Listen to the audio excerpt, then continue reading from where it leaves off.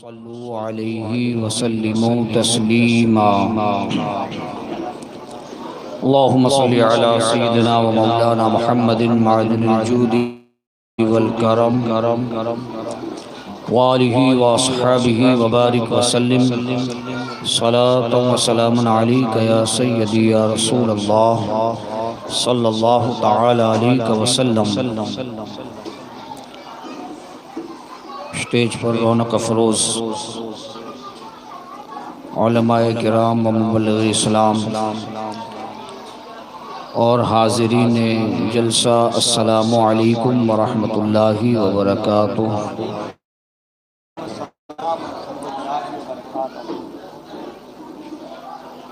جیسا کہ اشتہار جس کو ہم پوسٹر کہتے ہیں، اس میں عنوان دیا ہے جشن سرکار ربانی۔ سرکار ربانی رحمت اللہ تعالی علیہ یہ سلسلہ ربانی کے مورث اعلیٰ ہیں، اور ویسے تو بڑے بڑے اکابرین اس خاندان میں گزرے ہیں، لیکن ہوتا ہے نا کہ ہر سلسلے میں ہوتا تو ہر ایک پائے کا بزرگ، ایسا نہیں ہے کہ جو ایک بزرگ گزرا اس کے بعد جو دوسرے بزرگ آتے ہیں ان میں کوئی کمی بیشی ہوتی، ایسا نہیں ہوتا۔ ہر ایک اپنے وقت کا کامل اور اکمل ہوتا ہے، لیکن اس خاندان کے اندر اس تصوف کی کڑی میں ایک بندہ ایسا ہوتا ہے جو پورے سلسلے کی جامعیت اپنے اندر رکھتا ہے، جو پورے سلسلے کا فیض اپنی ذات سے بانٹتا ہے۔ آپ سلام اٹھا کر دیکھ لیں، کیا سرکار اعلیٰ حضرت رضی اللہ تعالیٰ عنہ اتنی بڑی ذات کہ پوری کائنات اور پوری دنیا اگر کسی کو جانتی ہے تو امام احمد رضا کو یقیناً جانتی ہے۔ امام احمد رضا کے والد بھی ولی ہیں، آپ کے دادا بھی ولی ہیں، لیکن اتنا نام ان کا کیوں نہیں جتنا نام امام احمد رضا کا ہے؟ تو وجہ یہ ہے کہ یقیناً آپ کے والد بھی کامل اور اکمل ہیں، آپ کے دادا بھی کامل اور اکمل ہیں، لیکن اگر سلسلہ رضویت پہچانا گیا تو امام احمد رضا سے پہچانا گیا۔ آپ کی ذات سے جو فیض بٹا، جو فیض عام ہوا، وہ فیض پہلے اتنے بڑے طور پر عام نہیں تھا جتنا امام احمد رضا کے آنے کے بعد ہوا۔ اسی طرح سلسلہ ربانی میں بھی بڑے بڑے اکابرین گزرے گے، میں آپ کو نام گناؤں تو ایسے ایسے اپنے وقت کے بڑے امام ہیں کہ شیخ عبدالعزیز محدث دہلوی اس سلسلے کا امام کا نام ہے، عبدالحق محدث دہلوی اسی سلسلے کی ایک کڑی کا نام ہے، اور شیخ اطلاق شیخ مجدد الفسانی علیہ رحمہ اسی سلسلے کی کڑی کا نام ہے۔ لیکن اس سلسلے کو بام عروج اس وقت ملا جب اس سلسلے میں سرکار ربانی نے پیدائش اختیار کی۔ جب یہ سرکار ربانی اس سلسلے کی کڑی میں جڑے تو اللہ نے اس سلسلے کو عام بخشا، اور اس سلسلہ کا فیض عام اور تام ہوا، اور پوری دنیا کے اندر آج ربانی سلسلہ جانا اور پہچانا جاتا ہے۔ پاکستان کی سرزمین میں بھی سلسلہ ربانیہ کے بزرگ اور اس کے آج بھی ولی عہد اور سجادہ نشین موجود ہیں، کراچی کی سرزمین پر، ہندوستان میں بھی موجود ہے، سری لنکا میں بھی موجود ہے، ہر طرف یہ عام فیضان بٹ رہا ہے۔ عزیزان گرامی، خطبہ مسعودہ میں نے جس آیت کریمہ کی تلاوت کا شرف حاصل کیا، اللہ ارشاد فرماتا ہے، خبردار میرے ولیوں کو نہ کوئی خوف ہے نہ کوئی غم۔ یہ ولی کی تعریف نہیں ہے، مفسرین کی تفسیر اٹھا کر آپ پڑھیں، الا ان اولیاء اللہ لا خوف علیہم ولا هم یحزنون، کہ بے شک اللہ کے ولیوں کو نہ کوئی خوف ہے نہ کوئی غم. یہ ولی کی تعریف نہیں ہے، یہ ان کی صفت بیان کی جا رہی ہے، یہ ان کے اوصاف بیان ہو رہے ہیں کہ جو ولی ہوتا ہے، جو اللہ کا مقرب بندہ ہوتا ہے، جو اللہ کا پرہیزگار بندہ ہوتا ہے، اس کو نہ کسی چیز کا خوف ہے نہ کسی چیز کا غم ہے. تو پھر ولی ہوتا کون ہے؟ یہ تو ان کے اوصاف بیان کیے گئے. کیا ہر کوئی جو اپنے نام کے آگے ولی لگا دے؟ پہلے کے زمانے میں صرف گھی ہوتا تھا. ہمارے جو بزرگ ہیں، ہمارے بڑے ہیں گھر کے، ان کو پوچھو کہ پہلے کے زمانے میں صرف گھی ہوتا تھا، لیکن آج جو ہے دیسی گھی اور ڈالڈا گھی ہو گیا. ایسا کیوں ہو گیا بھائی؟ گھی تو گھی ہوتا ہے، فرق کیوں آ گیا؟ نام کیوں بدلنا پڑا؟ بھائی گھی وہ بھی ہے، خوشبو اس میں بھی ہے، خوشبو اس میں بھی ہے، دکھنے میں دونوں برابر ہیں، ذائقے بھی دونوں کے برابر ہیں، خوشبو بھی دونوں کی برابر ہے، لیکن ایک دیسی ہو گیا اور ایک ڈالڈا ہو گیا. وجہ کیا ہے؟ جب مارکیٹ میں ڈپلیکیٹ چیز آتی ہے تو پرانی چیز کو اپنا پڑتا ہے. جب تک ڈالڈا نہیں تھا مارکیٹ میں تب تک صرف گھی چلتا تھا. جیسے ہی ونسپتی نے انٹری کی، اب دونوں چیزیں دکھتی یکساں ہیں، دکھتی سیم ہیں. اب نام بدلنا پڑے گا ورنہ لوگ دھوکہ کھا جائیں گے.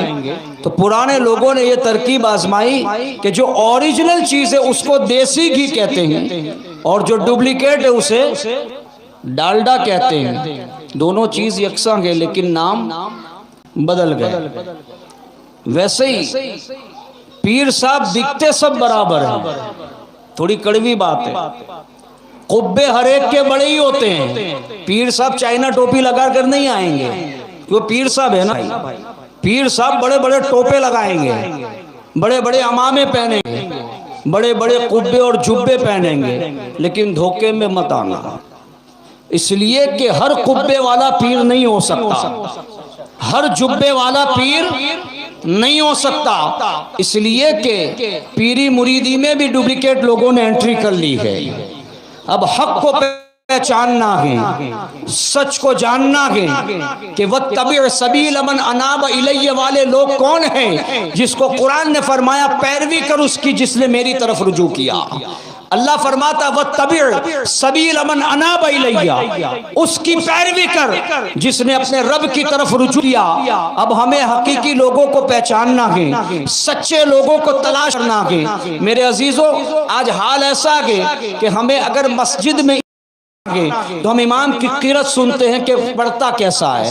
اگر مسجد میں امام، اور ایگزام بھی کون لیتے ہیں جانتے ہیں حضرت؟ ایسے لوگ ٹرسٹی لوگ ایگزام لیتے کہ امام صاحب پڑھتے کیسا ہے. اگر خود ان کو تم پڑھ کے بتاؤ تو سورہ فاتحہ صحیح سے پڑھ نہیں سکتے، ایسے لوگ علماء کا ائمہ کا ایگزام لیتے، ان کا امتحان لیتے. آپ پڑھ کے سناؤ آپ پڑھتے کیسا؟ اب تو پتہ کیا چلے گا اخفا کیا ہے، ادغام کیا ہے، غنہ کیا ہے، مد لازم کیا، تجھے پتہ کیا ہے؟ تو ایگزام لیتا ہے، تو ہوتا کون ہے ایگزام لینے والا؟ علماء کی اور ائمہ کی کہ آپ پڑھتے کیسا ہے. پہلے خود تو سنا تو کیسا پڑھتا ہے. دودھ کا دودھ اور پانی کا پانی ہو جائے گا. تو جب ایک امام ہمیں رکھنا ہوتا ہے، ہم اس کی قرات دیکھتے ہیں، ہم اس کا لہجہ دیکھتے ہیں، ہم اس کے لباس دیکھتے ہیں، ہم اس کی خوبصورتی دیکھتے ہیں، ہم اس کے لہن کو دیکھتے ہیں. ساری چیزیں اگر ہمارے معیار کے مطابق ہو تو ہم کہتے کل سے آپ جوائنٹ کر لیجئے. ہوتا ہے نا ایسا کہ کسی کو بھی راستے سے پکڑ کے بھائی صاحب امام نہیں ہے، آپ ہماری مسجد میں نماز پڑھاؤ، آپ کو ہم 12,000 روپے تنخواہ دیں گے. ہوتا ہے ایسا؟ نہیں ہوتا نا. بالکل چھان بین کے بعد پہلے آپ کہاں تھے، آپ کو وہاں سے کیوں نکالا، اتنی ساری باتیں. میں تو اللہ کا فضل ہے میں نے کبھی امامت کی نہیں، لیکن یہ حقیقت ہے کہ نہیں. میرے ساتھ یہ معاملات ہوئے نہیں ہیں لیکن اماموں کے ساتھ یہ معاملات ہوتے ہیں. اتنی تحقیق، اتنی چھان بین، تب جا کے اگر سارا من سیٹسفائیڈ ہوتا ہے، دل مطمئن ہوتا ہے، تب جا کے کہتے ہیں کہ ہاں اب آپ رہ سکتے ہیں۔ اور سیلری کیا 8,000 9,000۔ ایک مارکیٹ کے باہر اور ایک دکان کے باہر جو واچ مین بیٹھا ہے نا، 12 گھنٹے کی ڈیوٹی ہوتی ہے۔ واچ مین 12 گھنٹے کی ڈیوٹی، 12 گھنٹے کے بعد آپ جانو آپ کا کام صرف 12 گھنٹے، صبح 8 سے رات کے 8 اور رات کے 8 سے صبح 8۔ ایک واچ مین 15,000 لے کے جاتا ہے۔ شرم آنی چاہیے۔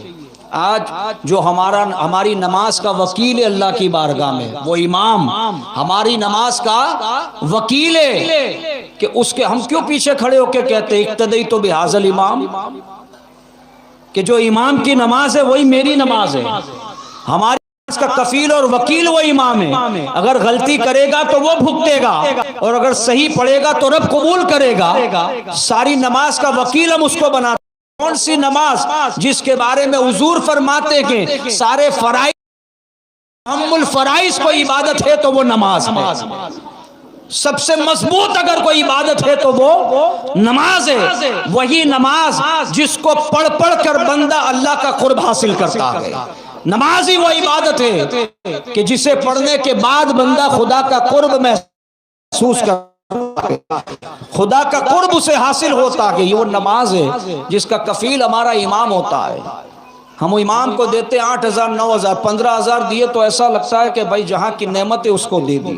میں آپ کو چیلنج دیتا ہوں، میں آپ کو 10,000 روپے دوں گا مہینے کے، آپ اپنا گھر کا خرچہ چلا کے بتاؤ۔ بچوں کی اسکول کی فیس، مدرسے کی فیس، بچوں کی دوائیاں، آپ کی دوائیاں، آپ کے اہل خانہ کی دوائیاں، آپ کے گیس کا خرچہ، آپ کے راشن پانی کا خرچہ، میں آپ کو 10,000 دیتا ہوں۔ آپ اپنے بیوی بچے کے ساتھ 10,000 میں مہینہ نکال کے بتائیں، اور اگر نہیں تو دل پہ ہاتھ رکھیں، یہ مسجد کا امام، یہ مولوی کیسے 10,000 میں مہینہ نکالتا؟ سوچنے کا مقام ہے۔ پھر کہتے ہیں دعائیں قبول نہیں ہوتی، عذاب آتے کیوں ہیں؟ ہمارے کام ایسے ہو گئے کہ عذاب نہ آئے تو کیا رحمت اترے گی؟ میرے عزیز ہو، تو عرض یہ کرنا ہے کہ جب ہم ایک مسجد کا امام مقرر کرتے ہیں تو ہم اتنی چھان بین کرتے ہیں، اس کو امام بنانا ہو جو یہاں بھی کام آئے اور حشر میں بھی کام آئے، اس میں ہم چھان بین کیوں نہیں کرتے؟ بات سمجھ میں آ رہی ہے؟ یوم ندعو کل اناس بامامہم، اللہ قرآن میں فرماتا ہے کہ قیامت کے دن ہر انسانی گروہ ہم اس کے امام کے ساتھ بلائیں گے۔ اس کی تفسیر میں مفتی احمد یار خان نعیمی علیہ رحمت و رضوان نقل فرماتے ہیں، علامہ عینی کی تفسیر سے حوالہ لیتے ہوئے، کہ اس آیت میں رب تبارک و تعالی نے جو امام کا لفظ استعمال فرمایا کہ ہر انسانی گروہ کو ہم اس کے امام کے ساتھ قیامت کے دن بلائیں گے، تو یہاں امام سے مراد وہ امام نہیں ہے جس کے پیچھے ہم نے نماز پڑھی تھی۔ یہاں امام سے مراد وہ امام گئے جس کو تو نے مقتدا اور پیشوا بنایا تھا۔ عرف عام میں اس کو ہم کہتے ہیں جس کو ہم نے پیر اور مرشد بنایا تھا، اس پیر کے ساتھ اللہ ہم کو بلائے گا۔ اب سوچیں، قیامت کا دن ہوگا، اگر قیامت پر بات کریں تو بات لمبی ہو جائے گی۔ قیامت کے دن رب تبارک و تعالی ہر انسانی گروہ کو اس کے مرشد، اس کے پیر کے ساتھ بلائے گا۔ اگر پیر کامل ہوگا تو بیڑا پار ہوگا، اور اگر پیر ناقص ہوگا، پیر خود ادھورا ہوگا، جس کو خود لالے ہوں گے اپنی نجات کے، وہ اپنے مریدوں کی کیسے سفارش کروائے گا؟ یہاں پیر کا معنی لیا گیا ہے، تو کچے کو کبھی بھی پیر مت بنانا۔ جب ایک امام کو، ایک مسجد کا امام جس کے پیچھے ہمیں نماز پڑھنی، اس کی چھان بین اتنی تیز ہم کرتے ہیں کہ کہیں بھی 19-20 نظر آتا ہے ہم اسے امام کے لائق نہیں سمجھتے، تو ہمیں تو پیر بنانا ہے جو ہمارے قلب کی صفائی کرے، جو میدان محشر میں ہمیں کام آئے، جو ہاتھ پکڑ کر رسول اللہ کی بارگاہ تک رسائی لے جا سکے۔ رسول اللہ کی بارگاہ تک پہنچا سکے، ایسے کامل پیر کی ہمیں تلاش کرنی ہے تو ہم کسی کے بھی ہاتھ پر بک جاتے ہیں، کسی بھی ایرے غیر نتھو کہہ رہے۔ میں نے پہلے ہی یہ کہا کہ نقلی چیز مارکیٹ میں بڑی ڈیمانڈیبل ہوتی ہے، اصلی کی ویلیو نہیں ہے۔ یہ جو آپ نورانی چہرے دیکھ رہے ہیں، انہیں کیا پڑھی ہے کہ یہاں بیٹھے؟ کیا انہیں یہ سب چیزیں نہیں معلوم جو میں بول رہا ہوں؟ یقیناً ان کے مطالعے میں یہ چیزیں ہوں گی، یہ جانتے ہیں، لیکن کیوں آ کر بیٹھے ہیں؟ اس لیے کہ ان کے دل میں بھی خدا کا خوف ہے، یہ اسی امید پر آئے ہوں گے کہ اللہ والوں کی محفل ہے، اللہ کے نیک بندوں کے تذکروں کی محفل ہے، اگر اللہ نے قبول کر لیا تو یہی محفل انشاءاللہ قیامت میں نجات کا ذریعہ بھی بن سکتی ہے۔ تو ہم اس نیت خیر کے ساتھ آئیں، ہم اس لیے نہ آئیں کہ لوگوں نے بلایا تو چلے جائیں، بلکہ اس نیت کے ساتھ آئیں، اس لیے کہ انما الاعمال بالنیات، عمل کا دار و مدار نیتوں کے اوپر ہے۔ نیت اچھی ہوگی تو برکت ملے گی، اور نیت اچھی نہیں ہے تو برکت یقیناً نہیں ملنے والی۔ تو میں یہ عرض کرنا چاہتا ہوں کہ جب نقلی چیز بھی مارکیٹ میں ہو، اصلی چیز بھی ہو، تو انسان جب گھی لیتا ہے تو کیسا چیک کرتا ہے؟ اس کو سونگتا ہے۔ بہت سے لوگوں کو پتہ رہتا ہے کہ اس کی پہچان کیا ہے، وہ سونگ کر بتا لیتے، کچھ لوگ چک کر بتا لیتے، کچھ لوگ دیکھ کر بتا دیتے، کیٹیگری ہوتی ہے۔ تو پیر کو اگر تلاشنا ہے نا، ایک کر تو آج کوئی نہیں بتا سکتا۔ پہلے ہی میں نے عرض کر دیا، ٹوپیاں تو سب کی بڑی ہے، امامے تو اتنے بڑے ہو گئے، شملے اتنے بڑے بڑے جا رہے اوپر تک، سمجھ رہے ہیں آپ؟ ہم نے بزرگوں کو دیکھا ہے الحمدللہ، بڑے بڑے اکابرین کو میں نے دیکھا۔ میری عمر آپ کو دکھتی چھوٹی ہوگی، میری عمر 37 رننگ ہے، 37۔ بڑے بڑے اکابرین کو دیکھا، حضور تاج الشریعہ کے بہت قریب سے میں نے دیکھا، یہاں تک کہ حضور تاج الشریعہ نے ہمارے میں بخاری خود فرمائی ہے۔ حضور تاج الشریعہ بیٹھے ہیں یہاں اور ہم ان کے سامنے بیٹھے ہیں۔ بریلی شریف میں حضرت کے مکان پر 4 مرتبہ ہم نے دعوتیں کھائیں حضرت کے دسترخوان پر بیٹھ کر۔ بڑے بڑے بزرگوں کو ہم نے دیکھا، مفتی شریف الاقمجدی علیہ رحمہ کو ہم نے دیکھا ہے، محدث کبیر کو بھی دیکھا ہے، بڑے بڑے اکابرین کو ہم نے دیکھا، صوفی نظام الدین صاحب کو بھی ہم نے دیکھا ہے، بڑے بڑے اکابرین ہم نے دیکھے ہیں۔ کیوں دیکھے؟ اس نیت کے ساتھ کہ قیامت میں اللہ پوچھے گا کیا لایا، میں یہی کہوں گا تیرے نیک بندوں کا چہرہ دیکھ کر آیا ہوں۔ اس لیے کہ حضور فرماتے عالم باعمل کا دیدار کرنا بھی ایسا ہی ہے ایسا ہی ہے کہ جیسے اس نے میرا دیدار کیا۔ عالم باعمل کا مصافحہ کرنا ویسے ہی ہے جیسا کہ اس نے میرے ساتھ مصافحہ کیا۔ اس نیت خیر کے ساتھ ہم گئے تھے، کبھی ان کو ترازو میں تولنے کے لیے نہیں گئے کہ کیسا دیکھا۔ ہم نے حضور غازی ربانی رحمت اللہ علیہ کو بھی دیکھا۔ میں نے سورت کے بڑے بڑے علماء نہیں، بڑے بڑے علماء کی زبان سے سنا۔ مفتی منصور علی خان علیہ رحمہ جو رد وہابیت میں ایک زمانے میں بڑے مشہور تھے، ان کی زبانی میں نے سنا تھا جب نوساری آئے تھے، انہوں نے کہا تھا کہ اگر ہم نے جس بزرگوں کو کتابوں میں پڑھا ہے نا، جن بزرگوں کو ہم نے کتابوں میں پڑھا ہے، اگر اسی جیتی جاگتی شکل کسی کو دیکھنی ہو تو باندہ کے غازی ربانی کو دیکھ کہ غازی ربانی کو دیکھ لیں۔ اب میں سوچنے پہ مجبور ہو گیا کہ جب غازی ربانی کے تقوی کا یہ عالم ہے، سرکار ربانی کا عالم کیا ہوگا؟ یقیناً یہ وہ لوگ ہیں کہ جنہوں نے اپنی زندگی بڑی سادی گزاری ہے۔ حضور سیدی سرکار غازی ربانی رحمت اللہ علیہ 60 سال سے بھی زیادہ بمبئی تشریف لایا، محرم الحرام کے موقع پر ایک بھی سال ناغا نہیں ہوا آپ کا، 72 سال تک مسلسل ایک ہی علاقہ، ایک ہی سٹیج، ایک ہی کمیٹی، اور موضوع کیا؟ واقعہ کربلا۔ محرم میں اور کیا ہوتا ہے؟ یہی موضوع ہوتا ہے۔ اب آپ سوچیں، آج آپ نے مجھے بلایا، پتہ نہیں پھر کب بلائیں گے۔ ایک بات ہے نا، دلوں میں محبت اللہ پیدا فرماتا ہے۔ کوئی کتنی بھی چاپلوسی کر لے، کوئی کتنی خوشامد کر لے، لیکن دل میں وہ مقام نہیں بنتا جب تک رب نہیں چاہتا۔ اگر اللہ چاہے تو بندے کے دل میں اس کے لیے الفت اور محبت پیدا فرما دے۔ تو 72 سال تک آپ وہاں تشریف لاتے رہے، اور کمال کی بات یہ ہے کہ بالکل غریب بستی۔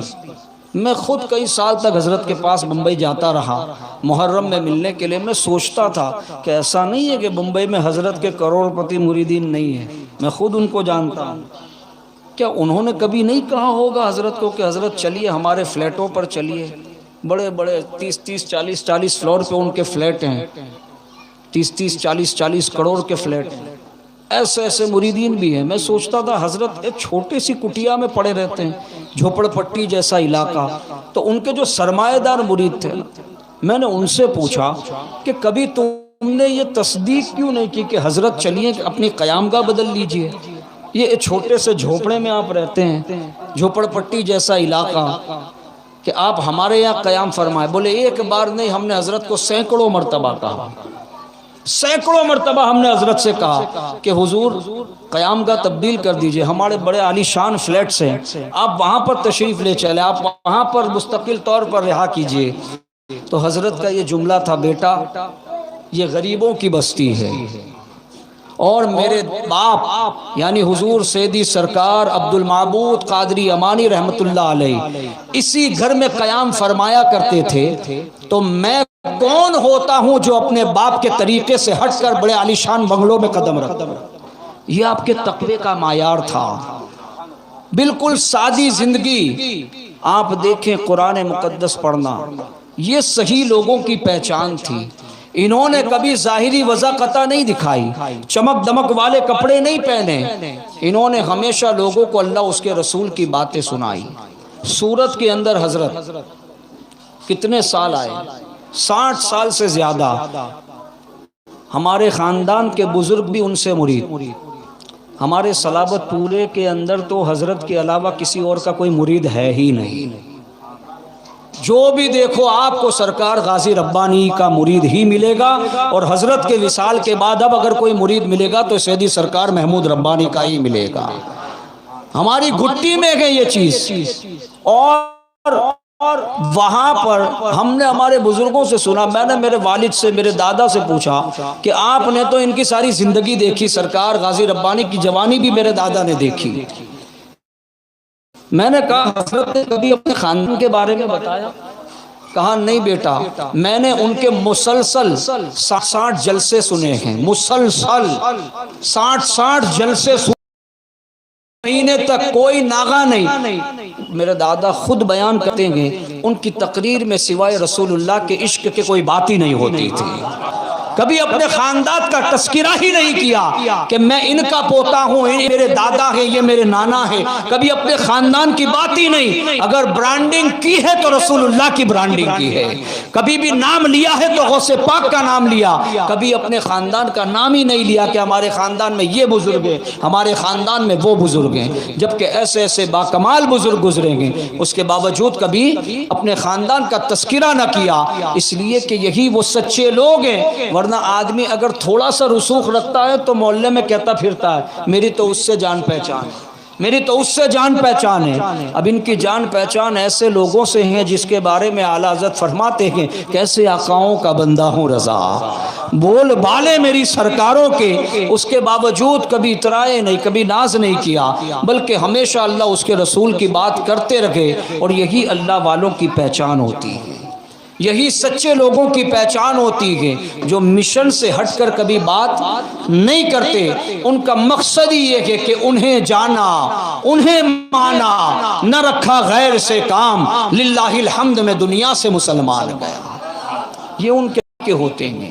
عزیزان گرامی، آج ہم جمع ہوئے خاندان ربانی کے موری سے اعلیٰ حضور سیدنا سرکار ربانی رحمت اللہ علیہ کے عرس کے موقع پر سرکار ربانی رحمت اللہ علیہ جب آپ کی شادی خانہ آبادی کی تقریب مکمل ہوئی، حضور سرکار امانت علی رحمت اللہ علیہ، یہ آپ حضور سرکار ربانی کے والد بزرگوار ہیں، اور محدث پانی پتی حضرت مفتی عبد الرحمن گوہر پانی پتی علیہ رحمت و رضوان کے مرید اور خلیفہ ہیں آپ۔ آپ وہ واحد ذات اس سلسلے کے اندر کہ آپ کو چاروں سلاسل سے اجازت اور خلافت حاصل تھی۔ سلسلہ قادری کی بھی اجازت، سلسلہ چشت کی بھی اجازت، سلسلہ نقشبند کی بھی اجازت اور سلسلہ سہرورد کی بھی اجازت آپ کو حاصل تھی۔ یہ اکیلے آپ بزرگ اس خاندان میں سرکار امانت علی رحمت و رضوان، آپ کی عمر آخری مرحلے پر تھی۔ حضور سرکار ربانی رحمت اللہ علیہ اکثر و بیشتر آپ کے ساتھ تبلیغی دورے پر جایا کرتے، لیکن جب عمر زیادہ ہو گئی، علالت بڑھنے لگی، تو حضور سرکار ربانی اکیلے ہی تبلیغی دورے پر روانہ فرمایا کرتے۔ سرکار ربانی سیدنا سرکار عبدالرب قادری رحمت اللہ تعالی علیہ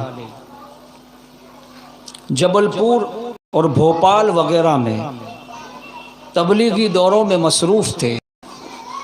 تب آپ پر سرکار امانت علی رحمت اللہ علیہ کا خط آیا کہ جیسے ہی آپ اپنے تبلیغی دورے سے فارغ ہو جائیں تو آپ کالپی شریف ضلع جالون کے لیے تشریف لے جائیں، وہاں روانہ ہو جائیں، اس لیے کہ وہاں پر حکیم الہند حکیم سید امراؤ علی آپ کا انتظار کرتے ہیں، وہ آپ سے داخل سلسلہ ہونا چاہتے ہیں۔ والد موجود ہیں، سرکار امانت علی موجود ہیں اور خط لکھ رہے ہیں کو کہ آپ جب اپنے تبلیغی دورے سے فارغ ہو جائیں تو بھوپال سے آپ ضلع جالون کے لیے تشریف لے جائیں۔ شفاء الہند حکیم سید علی، آپ بھی آج بھی آپ کالپی چلے جائیں، اتنا مشہور خاندان ہے ان کا کالپی شریف میں۔ سید علی، خالی آپ نام لیجئے، اتنے بڑے لوگ ہیں وہاں کے کہ ان کو گزرے ہوئے تو عرصہ ہو گیا، ان کی نسلیں موجود ہیں۔ آپ کے خاندان کا نام آج بھی شرفائے کالپی میں آتا ہے، کہتے ہیں نا کہ وی آئی پی سٹیزن، وی آئی پی لوگ، وہ کالپی شریف وی آئی پی لوگ ہیں۔ تو سرکار امانت علی کا خط ملا، جب تبلیغ دورے سے فارغ ہو، جب خط آیا تو آپ خود سرکار ربانی فرماتے، آپ نے خود یہ بات لکھی ہے کہ میں حیران ہوا کہ آج تک میں کبھی بھی کالپی نہیں گیا، کبھی بھی جالون جانا نہیں ہوا، نہ کالپی شریف جانا ہوا، حکیم امراؤ علی مجھے جانتے کیسے ہیں؟ وہ مجھ سے مرید کیوں ہونا چاہتے؟ آج آدمی مرید ہوتا ہے تو دیکھتا ہے نا اس کو۔ انہوں نے سوچا سرکار ربانی نے کہ میں کبھی کالپی شریف گیا ہی نہیں، اور نہ انہوں نے مجھے دیکھا ہے نہ میں نے انہیں دیکھا ہے، وہ مجھ سے مرید ہونا کیوں چاہتے ہیں؟ کہ خیر والد بزرگوار کا حکم ہے، حکم کے مطابق میں جاؤں گا۔ فرماتے ہیں کہ جب میں ان کو خط لکھ دیا کہ فلاں فلاں تاریخ کو میں کالپی شریف آؤں گا، تو آپ جس تاریخ آپ نے دی تھی اس دن آپ کالپی شریف پہنچے تو اسٹیشن پر حکیم امراؤ علی آپ کے خاندان اور شہر کے دوسرے شرفاء کے ساتھ استقبال کے لیے کھڑے تھے۔ سرکار ربانی ریلوے اسٹیشن پر اترے، یہ 1918 کی بات ہے، جب تقسیم بھی نہیں ہوئی تھی، ملک آزاد بھی نہیں ہوا تھا، یہ اس وقت کی بات ہے۔ 1918 کی بات، آپ کالپی شریف اسٹیشن پر اترے اور وہاں سے ایک جلوس کی شکل میں حکیم امراؤ علی صاحب اپنے دولت قدرے پر لے گئے۔ رات ہی میں جلسہ تھا، ٹھانٹھے مارتا سمندر پہلے سے ہی موجود تھا۔ 3 گھنٹے سے زیادہ سرکار ربانی نے وہاں پر خطاب فرمایا، 3 گھنٹے سے زیادہ، اور موضوع کیا تھا؟ عشق رسول۔ 3 گھنٹے سے زیادہ صرف عشق رسول پر آپ نے بیان فرمایا، اور 3 گھنٹے کے بعد جب محفل کا اختتام ہوا، سارے ملنے جلنے والے لوگ چلے گئے، حکیم امراؤ علی کے مکان پر سرکار ربانی تشریف فرما ہیں۔ سرکار ربانی نے کہا کہ سارے لوگ چلے جاؤ اور کمرہ میں بند کر دوں گا۔ اب جو اندر آپ نے کرنا تھا آپ نے کیا۔ فجر کی نماز کے بعد حکیم سید امراؤ علی آئے سرکار ربانی کی خدمت میں، اور آنے کے بعد کہنے لگے، حضور وقت بھی اچھا ہے، نور کا وقت ہے۔ میں چاہتا ہوں بغیر تاخیر کے میں اور میرے اہل خاندان آپ سے مرید ہونا چاہتے ہیں۔ اب پیر صاحب ہوں تو کہ لائیے ہاتھ بڑھائیے، ہم مرید کر دیتے ہیں، لیکن سرکار ربانی نے فرمایا کہ آپ مجھ سے مرید کیوں ہونا چاہتے ہیں؟ آپ نے میرے اندر کیا دیکھا؟ ولی جو پیر کی شرائط ہیں، کیا ان شرائط پر تم نے عبدالرب کو اتر کر دیکھا؟ آپ مجھ سے کیوں مرید ہونا چاہتے ہیں؟ تو حکیم امراؤ علی فرماتے ہیں کہ سرکار، یہ بڑے عرصے پہلے کی بات ہے کہ میرے دل میں تلاش حق تو تھی، میں ایک صحیح پیر کامل کو تلاش کئی سالوں سے کر رہا تھا۔ میں بڑے بڑے آستانوں پر پہنچا، بڑی بڑی خانقاہوں کی چکر میں نے کاٹے، لیکن میرا دل کہیں مطمئن نہیں ہوتا تھا۔ ان کی پرسنلی یہ بات ہے کہ میرا دل کہیں مطمئن نہ ہوا، اور میں اللہ کی بارگاہ میں گڑ گڑا کر روتا رہتا کہ پروردگار، کیا میں کسی تیرے نیک بندے کے ہاتھ میں ہاتھ دیے بغیر ہی دنیا سے رخصت ہو جاؤں گا؟ کیا کوئی تیری بارگاہ تک پہنچانے والا مجھے ملے گا ہی نہیں؟ میں روتا رہتا۔ ایک دن عشاء کی نماز کے بعد اسی غم میں روتے روتے میری آنکھ لگ گئی، میں سو گیا۔ میں نے خواب میں دیکھا کہ آپ اسی دستار میں، اسی رنگ کے عبا میں اور اسی سفید لباس میں آپ ایک خوبصورت جماعت کے ساتھ تشریف لا رہے ہیں۔ بڑا ہجوم لوگوں کا لگا ہوا کہ میں نے آگے بڑھ کر لوگوں سے پوچھا کہ یہ کون ہے؟ تو لوگوں نے بتایا کہ پور میں سرکار امانت علی رضی اللہ تعالیٰ عنہ کے صاحبزادے حضور سرکار ربانی ہیں، جو حسینی سادات ہیں، یہ سرکار ربانی ہیں۔ تو میرے دل میں اشتیاق ہوا کہ ایسی نورانی شکل کہ جس میں نے نور ہی نور دیکھا، میں یقیناً میں ان سے مرید ہو جاؤں گا۔ مجھے آپ کے اندر حق کی تلاش میں جاتے جاتے میں آپ کے بارگاہ تک پہنچا۔ جب صبح میری آنکھ کھلی تو آپ کا جو خاکہ میرے ذہن میں موجود تھا وہ صبح بھی اسی طرح موجود تھا۔ میں نے اب بہت تلاش اور بسیار کے بعد، لوگوں سے رابطے کے بعد یہ پتہ لگا کہ جبل پور کے اندر کون ہے ایسا جو عارف باللہ ہے۔ تو لوگوں نے مجھے بتایا کہ سرکار امانت علی رحمت اللہ تعالی علیہ کی ذات ہے، جو اس وقت خاص و عام میں بڑی مقبول ہے۔ تو میں اپنے والد کے ساتھ جبل پور آیا۔ جب جبل پور آ کر میں نے سرکار امانت علی کو دیکھا تو میں نے کہا یہ وہ چہرہ نہیں ہے جس کو میں نے خواب میں دیکھا، یہ چہرہ وہ نہیں ہے جس کو میں نے خواب میں دیکھا۔ جب جبل پور تک آ ہی گئے تو میں نے رات کی تنہائی میں سرکار امانت علی کے سامنے سارا واقعہ بیان کیا کہ حضور میں نے خواب اس طرح کا دیکھا کہ، اور خواب آدمی کو دیکھا ہے وہ آپ نہیں ہیں۔ میں نے سنا کہ جبل پور کے اندر ہر خاص و عام جس سے فیضیاب ہو رہے وہ آپ کی ذات ہے، لیکن جس کو میں نے خواب میں دیکھا وہ شکل یہ نہیں ہے، وہ شکل الگ ہے۔ تو حضور سرکار امان علی مسکراتے ہیں، مسکراتے ہیں، اپنا شکل لکھ کر کاغذ پہ نہیں بتائی کہ وہ شکل کون سی ہے۔ سرکار امانت علی مسکرائے اور مسکرانے کے بعد فرمایا کہ تم کی بات کر رہے ہو وہ میرا بیٹا سید عبدالرب ہے۔ انہوں نے نقشہ کاغذ قلم پر اتار کر نہیں بتایا کہ یہ شکل ہے۔ سرکار امانت علی کی ولایت دیکھیں، آپ نے صرف سن کر فرما دیا کہ تو جس کی تلاش میں آیا ہے وہ میں ہی، میرا بیٹا عبدالرب ہے۔ اللہ اکبر، تم بے فکر ہو کر جاؤ، میں اپنے بیٹے کو تمہارے یہاں بھیج دوں گا۔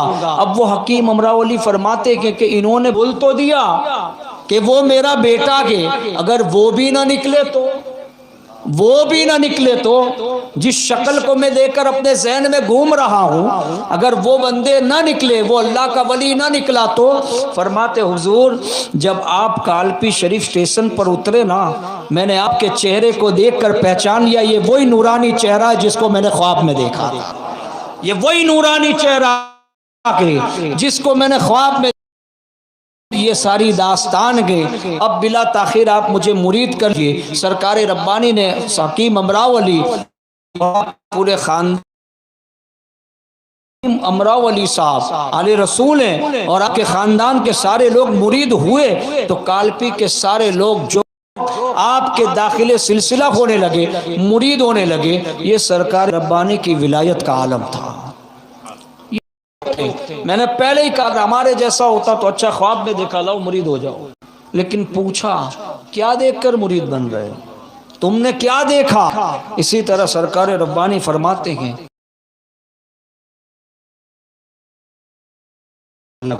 آج جتنی سہولت ہے نا, آج جب کسی مقرر کو بلاؤ نام نہیں بھروا دو کچھ ہو جائے گا 25,000 روپے. ایسا ہوتا ہے نا, بہت سو کے ساتھ تو ہوا بھی ہوگا. جو دینی جلسے کرتے ہیں وہ تو اس لائن سے گزرتے ہی رہتے ہیں. اس زمانے کے اندر نہ کوئی ایڈوانس کی سسٹم تھی نہ کچھ تھا, بس دعوت پہنچی خط کے ذریعے, نہ ٹکٹ بھیجی جاتی تھی نہ پیسہ. یہ اولیاء اللہ والے, یہ اللہ کے مخلص بندے اپنے جیب سے پیسہ لگا کر تقریر کے لیے جاتے تھے. صوفی نظام الدین صاحب کی بات بتاؤں میں آپ کو, یہ حضرت نے خود مجھے بتائی تھی. آپ میں سے تو بہت سو ایسے ہوں گے جنہوں نے تو دیکھا بھی نہیں ہوگا صوفی نظام الدین صاحب. دیکھا حضرت؟ نہیں دیکھا. میں نے اپنی زندگی میں جن اولیاء کو دیکھا نا ان میں سے ایک صوفی نظام الدین ہے.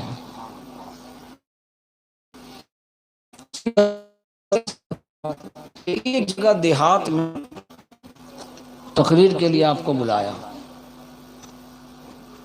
لوگ جانچتے بھی ہیں نا, دیکھے تو صحیح اس کے اندر کتنا خلوص ہے کہ اپنے آپ کو صوفی کہتا ہے. واقعی یہ صوفی ہے. لوگ پرکھتے بھی ہیں, لوگ ٹٹولتے بھی ہیں. صوفی نظام الدین صاحب تشریف لے گئے. اس زمانے میں وہ ایس ٹی بسیں چلتی تھی, سرکاری بسیں, ایک بس صبح ایک بس شام. آج جیسا ٹریول کا سسٹم ہے ویسا اس وقت نہیں تھا. آپ سرکاری بس میں وہاں پہنچے, رات میں جلسہ کیا, انہوں نے نذرانہ دیا. صوفی نظام الدین صاحب نے لیا, جیب میں رکھا, صبح بس آئی چلے گئے. دوسری بار انہوں نے کہا کہ حضرت تشریف لائیے, ہم پھر جلسہ رکھنا چاہتے ہیں. پھر آ گئے, رات کو تقریر کی. حضرت آپ جانتے ہیں 2 مرتبہ کیا ہوا تھا؟ جانتے ہیں؟ اتنا بڑا لفافہ دیا تھا حضرت کو اور لفافے میں 1 روپیہ تھا.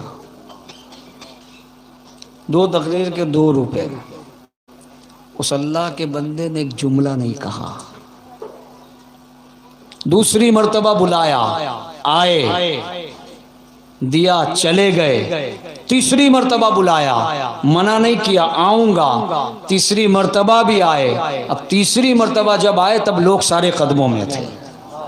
یہ اللہ کا ولی ہوتا ہے. ہمارے جیسا ہوتا تو نہیں یار یہ کیا آدمی ہے. لوگ گاڑی کے پیٹرول کا بھی پیسہ نہیں دیا, یہ بھی نہیں دیا, وہ دنیا بھر کی شکایت. کیونکہ یہ لوگ پیسوں کے لیے جاتے ہیں, وہ لوگ اللہ کو راضی کرنے کے لیے جاتے تھے. فرق کتنا آ گیا. جب ان میں خلوص تھا تو باتیں دلوں میں اثر کرتی تھی. آج خلوص ختم ہو گیا, جلسے پر جلسے ہو رکھے گے لیکن باتوں کا اثر نہیں ہے. اثر اسی کی بات میں ہوگا جس کا دل خلوص اور للہیت سے بھرا ہوگا. جو بندہ اللہ کی رضا کے لیے آئے گا اللہ اس کی بات میں اثر ڈالے گا, اور جو درم و دینار کے لیے آئے گا ساری رات چلاتا رہے, لوگ یہاں سے سنیں گے یہاں سے نکال دیں گے. ساری باتیں خلوص پر منحصر ہے, ساری باتیں للہیت پر منحصر ہے. اگر بندہ اخلاص کے ساتھ آئے گا تو اللہ اس کی بات میں اثر بھی پیدا کرتا ہے. تو حضور سرکار ربانی فرماتے ہیں جب میں اکیلے تبلیغ دورے کرنے لگا, ایک جگہ پر مجھے دعوت آئی, میں وہاں پر پہنچا. اتفاق صاحب خانہ نے دعوت دی تھی, گھر میں تالا لگا ہوا ہے. اب آپ نے جیسے مجھے بلایا مثال کے طور پر کہ رات کو جلسہ ہے آپ آنا ہے, اب میں ادھر آؤں, نہ سٹیج ہو نہ بلانے والے ہو نہ مائک, میں تو چلا جاؤں کہ بھائی جس نے بلایا وہ تو ہے ہی نہیں. ہو سکتا کسی وجہ سے پروگرام کینسل ہوا ہو. سرکار ربانی وہاں پہنچے, میزبان نہیں گھر بند.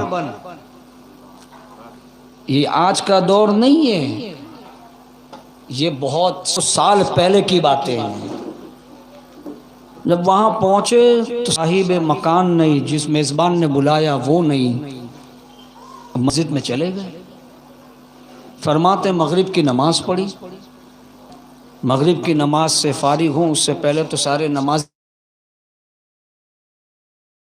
سرکار ربانی خود فرماتے ہیں میں فارغ ہوں، اس سے پہلے سارے نمازی چلے گئے۔ عشاء تک بیٹھا، عشاء کی نماز ہوئی، لوگ آئے نماز پڑھیں، نماز کے بعد پھر چلے گئے۔ میں نے خود پسند نہیں کیا اپنے بارے کسی کو بتانے کے لیے۔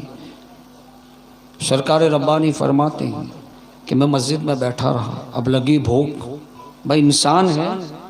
فرماتے ہیں میں نے جیب میں ہاتھ ڈالا تو جیب میں کچھ بھی نہیں تھا، اس لیے کہ جو سفر کر کے جتنی ٹکٹ اور جتنا پیسہ تھا وہ وہاں پہنچنے میں صرف ہو گیا۔ سرکار ربانی فرماتے ہیں کہ میرا حسن ظن یہ تھا کہ میزبان سے ملاقات تو ہو ہی جائے گی، واپسی کا خرچہ وہ دے دیں گے، یہ سوچ کر میں زیادہ رقم لے کر اپنے گھر سے نہیں چلا۔ لیکن جب میں نے جیب میں ہاتھ ڈالا تو پیسے نہیں تھے، اور مسجد کے باہر میں نے جھانکا تو چند کھانے پینے کی دکانیں کھلی ہوئی تھی۔ میں مسجد میں آ گیا، پانی پیا، اور پانی پینے کے بعد میں بیٹھ گیا۔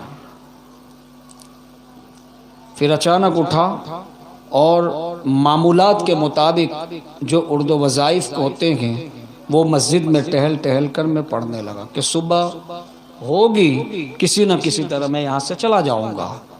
کم میں ورد و وظائف کر رہا تھا کہ اچانک مجھے ایسا محسوس ہوا کہ کوئی شخص آیا اور میرے ہاتھ میں کچھ رکھ کر چلا گیا۔ کچھ دیر کے بعد مجھے اس چیز کا احساس ہوا کہ میرے ہاتھ میں کوئی کچھ رکھ کر گیا۔ میں نے اپنی مٹھی کو کھولا تو اس میں کاغذ کی پڑیاں تھی۔ اس زمانے میں لائٹیں نہیں تھی، لالٹین وغیرہ چلتے تھے، موم بتیاں چلتی تھی۔ لالٹین کے قریب مسجد میں ایک روشن دان میں لالٹین جل رہی تھی، میں اس کے قریب گیا، اور قریب جانے کے بعد میں نے اس مٹھی کو کھولا تو دیکھا کہ اس کے اندر کاغذ کی پڑیاں ہیں۔ میں نے اس پڑیا کو کھولا تو کھول کے دیکھا تو اس میں کچھ پیسے موجود تھے۔ میں فوراً حیرت میں پڑ گیا کہ یہ پیسے کس نے دیے۔ میں بھاگتا ہوا مسجد کے صحن میں گیا کہ دیکھو کوئی شخص موجود ہے۔ مسجد کا کونا کونا دیکھ لیا، مجھے کوئی شخص نظر نہ آیا۔ میں مسجد کے باہر دروازے پر نکلا، جو کہ شاید کوئی شخص وہاں سے گزر رہا اس کو پوچھ لوں، لیکن وہاں بھی مجھے کوئی نظر نہ آیا۔ جو دکاندار تھے وہی نظر آئے۔ اب جیسے ہی میں باہر جھانک رہا تھا تو ایک دکاندار نے کہا کہ مولوی صاحب کھانا چاہتے ہو تو لے لو، اس لیے کہ اب دکان بند کرنے کا وقت ہو گیا ہے۔ تو میں نے مونڈی ہلا دی، سر ہلا دیا، تو اس نے یہ سمجھا کہ میں نے کھانا مانگا۔ مسجد میں آ گیا، کچھ دیر میں اسی فکر میں تھا کہ یا اللہ یہ کون دے کر گیا، یہ کون میرے ہاتھ میں رکھ کے چلا گیا۔ میں اسی تجسس میں تھا کہ وہ باہر جو کھانے کی دکان والا تھا وہ اپنے سر پر ایک طرح قسم قسم کے کھانے لے کر آیا اور مجھ سے کہنے لگا کہ حضرت فرمائیں گے یا باہر؟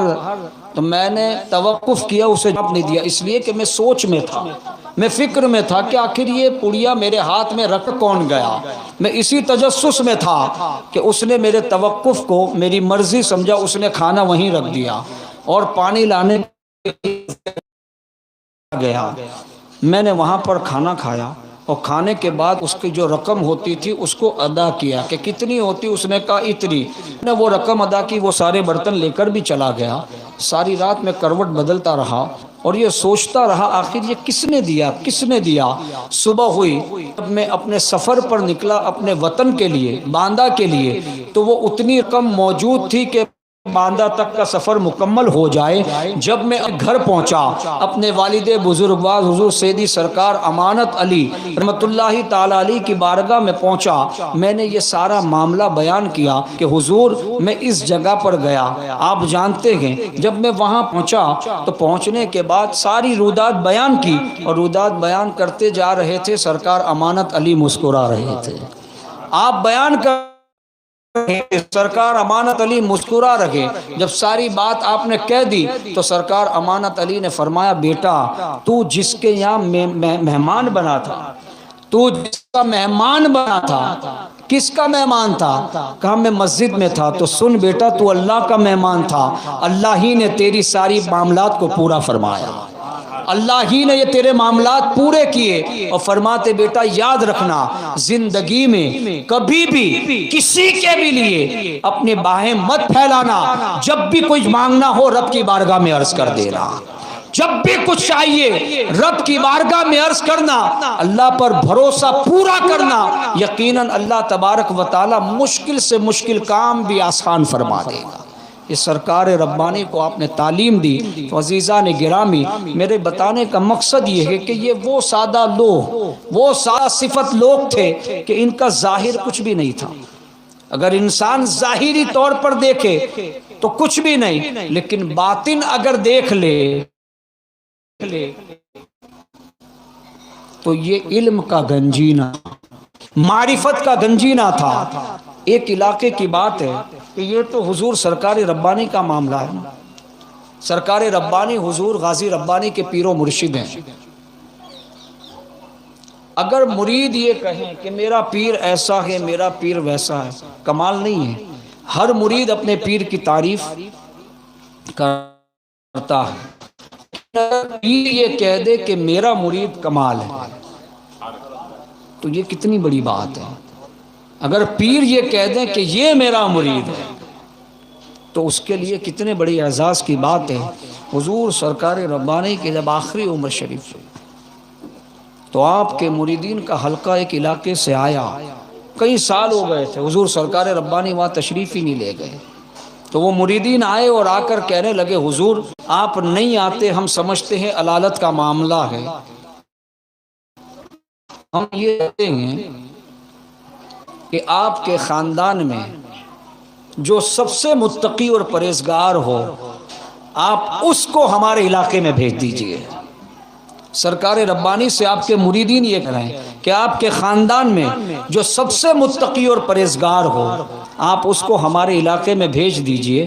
اس وقت مخدوم ربانی بھی موجود تھے، سلطان الواعظین حضور ناصر الاسلام بھی موجود تھے، بڑے بڑے کی اولادوں کے میں نام گنوا رہا ہوں، یہ سارے لوگ موجود تھے۔ حضور خطیب الہند سیاح ایشیا سید مظہر ربانی وہ خود موجود تھے، بڑے بڑے خانوادہ ربانیہ کے اکابرین موجود تھے، لیکن نخواہ انتخاب اگر سرکار ربانی کی کہیں پر رکی تو وہ حضور غازی ربانی کی ذات مبارکہ تھی۔ آپ نے کہا کہ غازی ربانی بیٹا فلاں علاقے سے ہمارے مریدین آئے تھے، کہتے ہیں ہمیں آپ کا نعم البدل دے دیجئے، اور انہوں نے یہ کہا کہ آپ کے خاندان میں سب سے متقی اور پرہیزگار کوئی ہو آپ اس کو ہمارے علاقے میں بھیجیے گا۔ پتہ کیا لا کہ حضور سرکار ربانی کی نگاہ جانتی تھی کہ میرے خاندان میں اس وقت سب سے متقی اور پرہیزگار کون ہے۔ سرکار ربانی کا تقوی یہاں سے بھی پتہ چلتا ہے، اور سرکار ربانی خود حضور غازی ربانی کے بارے میں فرماتے ہیں، پیر ہو کر مرید کے بارے میں فرماتے ہیں کہ غازی کا نہ کیوں پھر عرش سے اعلیٰ ہو، غازی کا نہ کیوں رتبہ پھر سے اعلیٰ ہو، اسرار الہی کا گنجینہ ہے سینے میں، اسرار الہی کا گنجینہ ہے سینے میں۔ عزیزان گرامی، اللہ والوں کی باتیں تھی، اللہ والوں کی باتیں میں نے آپ کے سامنے رکھی، اور یاد رکھیں کسی بھی سلسلے سے آتی ہیں، نقش بندی ہو تو نقش بند سے آتی ہیں، سہر وردی ہو تو بھی بغداد سے آتی ہیں، یہ ساری نہریں گئیں اور یہ نہر مدینے کے سمندر میں جا کے ملتی ہیں۔